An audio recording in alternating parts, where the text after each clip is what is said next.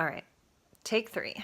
I had to turn the phone onto airplane mode because the phone keeps ringing.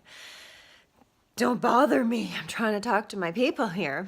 I had some time today to do an update video because we had this crazy snowstorm in the last couple of days, and one of my appointments got canceled, and a girlfriend was supposed to come up to spend the morning with me, but she couldn't travel it wouldn't be safe.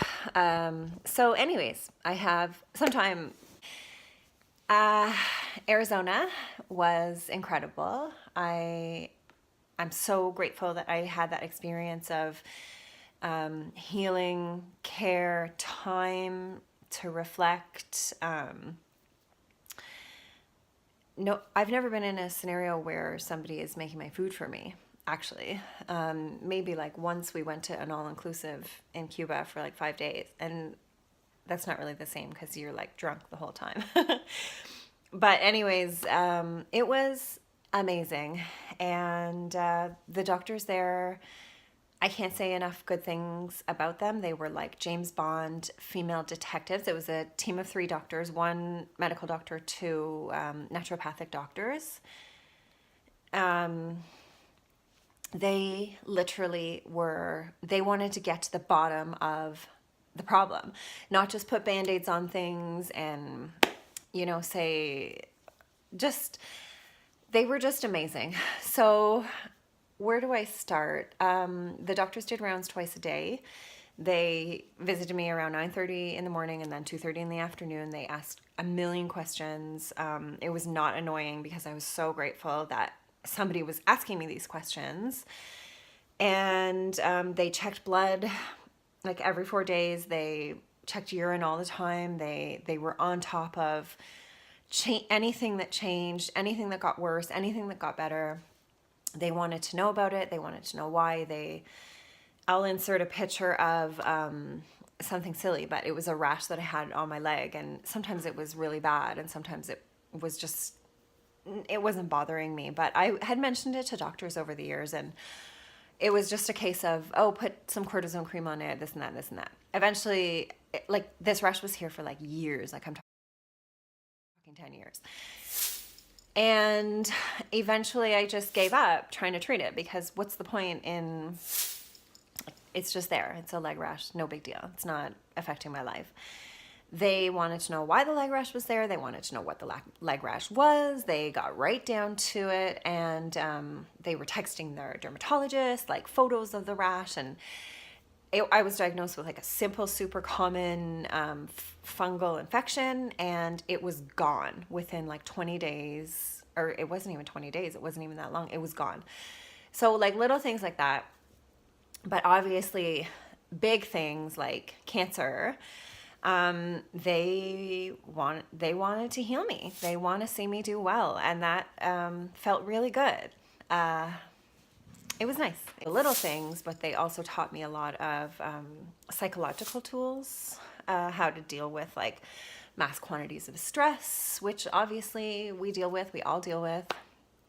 My life is crazy stressful. I realized that the minute I got home, I was thrown right back into like, boom, this is your life. And between the kid and the business and just the daily goings on around here, I was like, whoa, this is my life. Like, why is it so busy? And now the goal is set to, the intention is set to simplify our lives because they're way too busy and it's a lot. So anyways, it was a bit of a struggle coming home, especially because 2 days after I got home, I had to go into the hospital to have my bone infusion. And that is really important for my healing, like the whole process. There's no not taking it, but it takes me under, and it made me feel really sick. And I've had a feeling that this time it was worse than the last time, although it's supposed to get better each time. It sucked. So I'm over all of the side effects from that now. I'm feeling really good again, thank goodness. And I was in pain in the rib cage for quite a few days, maybe 10 days, close to 2 weeks. I've been home for over 3 weeks now. And it's gone. I'm in no pain. My oncologist here asked me if I wanted to do another scan to like see where we're at and what's happening. And I kind of just said no right now, because if I'm not feeling pain, then there's no point in injecting myself with radioactive medication and then putting radiation into my body to see what's going on, when if I feel pain, something bad is happening. If I don't feel any pain, I'm just going to consider it all healed up and gone. Obviously that is very wishful thinking, but if I'm not in pain, then there's nothing really truly horrible happening. If pain starts, then I start to worry, and then that's when it's time to get scanned and figure out what's going on and what we can do about it. But right now we'll just enjoy the season. It's 12 days till Christmas, so it's kind of exciting. I mean, we don't do Christmas big. Like, I mean, this is funny. This is our tree. This is the presents under the tree. There's one present under the tree. And come Christmas morning, there will probably only be about 2 or 3 presents under the tree. We'll just get Bowie a couple of practical things. And yeah, my gift was definitely Arizona. It was a gift. It was 100% a gift. My family came down, they visited me. Nobody could believe how incredible it was. Like, they all got to meet the doctors. The doctors were very invested in me and who I was and who my family was. And it was wonderful.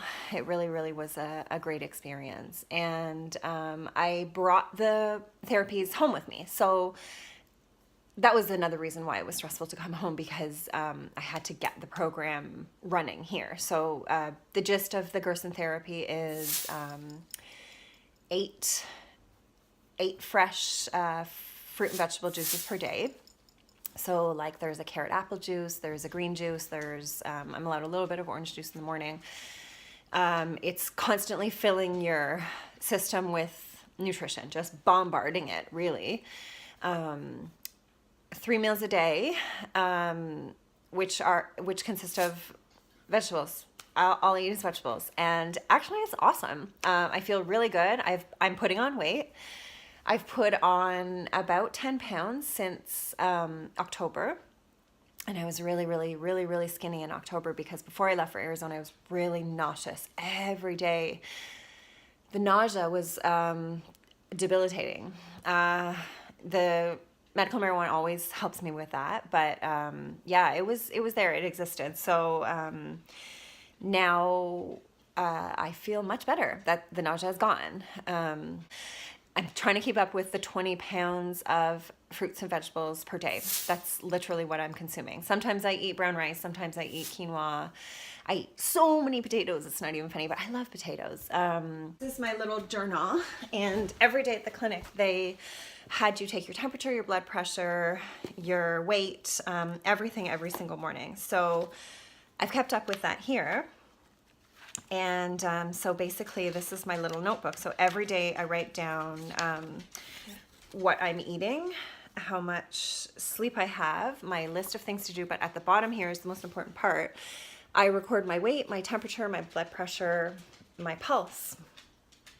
And I also keep a record of when I'm in pain and what is exactly happening, so that I can look back. Like, when I had the bone infusion, I was in so much pain, but it scared me, because I was like, oh, here's the cancer again. But I look back to the previous month, and yes, I was in pain with the bone infusion. So just keep calm, carry on. As they say, everything's okay. Yeah, so I've taken the Gerson therapy home with me. It also involves, for some people, several coffee enemas per day. For me, the doctors told me to do 2 coffee enemas per day, because it detoxifies your body so intensely, a coffee enema. I know I've talked about coffee enema on Instagram. I think I've talked about coffee enema on Facebook, but people think I'm crazy. People have judged me big time. That's fine. The point of the coffee enema is not about going to the bathroom or cleansing out your bowels. It stimulates your liver.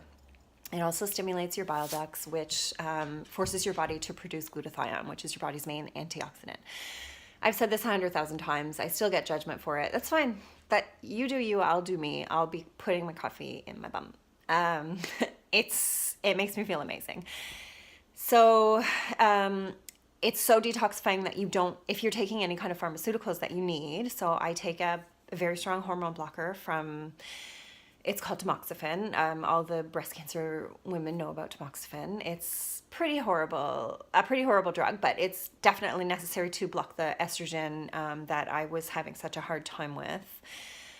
One day I would like to be able to like open those channels and figure out how to process my estrogen naturally. And I know that I can do that, but I just need help right now with stuff like that. And then I'm taking the bone infusion, the Zometa. So you don't want to draw those drugs out of your body. And when you do have enemas, you easily can detox so intensely that you can pull drugs out. So, and I know that it is working because several of the side effects from chemotherapy, which I still suffer from, or I was suffering from, up until I started the Gerson therapy, I was still having neuropathy in my torso and just other things that I had just accepted that were just going to be with me for the rest of my life because I had chemo. The chemo didn't work the way that chemotherapy is supposed to work for me, but you know, I had to try it, and I was fear motivated back then, and it's a snowball of craziness, but you guys have been following me, you know my story. But anyways, some of the side effects from the chemotherapy are now gone. And I've only been on the program for 2 months. So the longevity of the program is supposed to last for 2 years. And then you go on like a bit of a looser, or if you clear your health issues, you go on a bit of a looser version of this therapy. Had since I've been home are not new challenges to me. I had the grease test done while I was in Arizona. That was pretty life-changing as well in the grand scheme of cancer game. It is a test where they take lots of blood. Oh, that was a horrible day. They took lots and lots and lots and lots of blood.